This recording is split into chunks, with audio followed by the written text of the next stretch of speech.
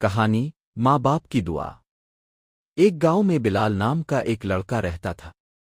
اس کا گھر بہت غریب تھا لیکن اس کا دل بہت بڑا تھا۔ بلال ہمیشہ اپنے والدین کی عزت کرتا اور ان کی ہر بات مانتا تھا۔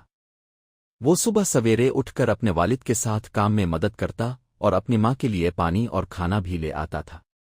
بلال کے دوست اکثر کھیلنے کے لیے بلاتے تھے مگر وہ پہلے اپنے والدین کا کام پورا کرتا تھا۔ وہ کہتا تھا کہ ماں باپ کی خدمت سب سے بڑی نیکی ہے۔ اس کے والدین بھی اس کے لیے ہر وقت دعا کرتے رہتے تھے کہ اللہ اسے کامیاب کرے۔ وقت گزرتا گیا اور بلال نے محنت کے ساتھ اپنی تعلیم جاری رکھی۔ مشکلات بہت آئیں مگر اس نے ہمت نہیں ہاری۔